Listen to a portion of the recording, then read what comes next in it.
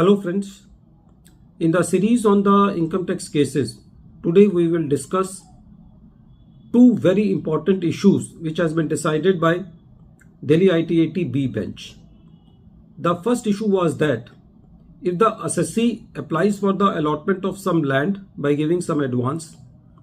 and due to the non-payment of the further payments, the allotment of the assessee is cancelled and the advance is forfeited. So whether this cancellation of allotment of the assessee comes into the definition of transfer under section 2 clause 47, treating it as extinguishment of right of the assessee in the plot. And the second issue was that if the assessee's audited balance sheet shows some cash balance and the assessee deposits cash during the demonetization period out of that opening cash balance after 7 months, so whether the addition can be made just on the basis of improbability of holding that cash for a period of 7 months. Both the issues have been decided by Delhi ITAT B bench in the case of GN International Private Limited versus Assistant Commissioner of Income Tax and vice versa. This case is reported in 126 ITR Tribunal, short notes, page 56, and the date of the judgment is 30th July 2025. In the present case, the facts of the case are like this. The assessee applied for the allotment of a plot for which the assessee paid the advance.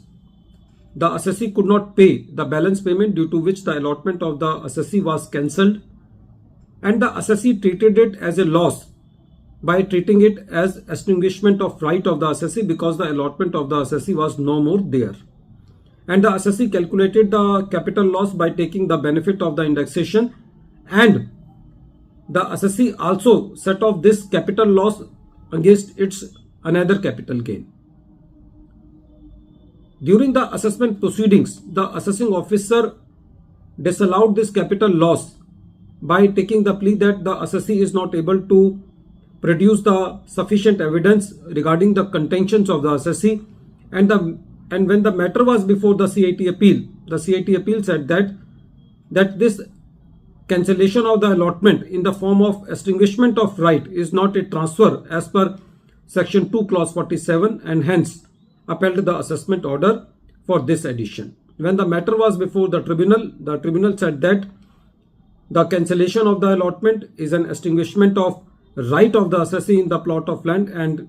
it is clearly a transfer according to section 2 clause 47, and hence directed the AO to allow this capital loss and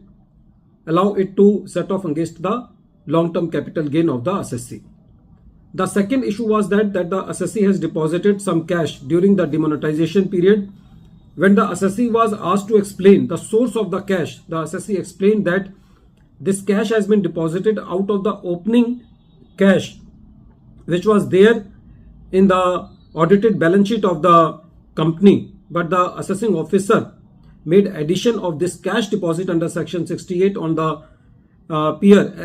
mere allegation that it is improbable for any assessee to hold such amount of cash for a period of 7 months. The CIT appeal also upheld the order of the assessing officer, and when this matter was before the tribunal said that in the present case, first of all, the revenue has not doubted that there was opening cash according to the audited balance sheet of the assessee, and in the present case the onus was on the revenue to prove that the opening cash has been expended by the assessee somewhere else, because the assessee has given the whole cash book of the assessee during the year, and the revenue has to prove that this cash was not available on the date of deposit by the assessee into the bank account. Since the revenue has not fulfilled its obligation, then in that case the addition made by the learned assessing officer just on the basis of concept of improbability, the addition is not justified for the cash deposit under section 68 during the demonetization period. So the tribunal deleted both the additions made by the assessing officer.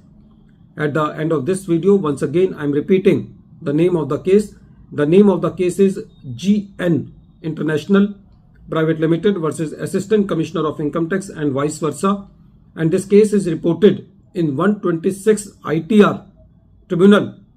short notes 56, and the date of the judgment is 30th July 2025.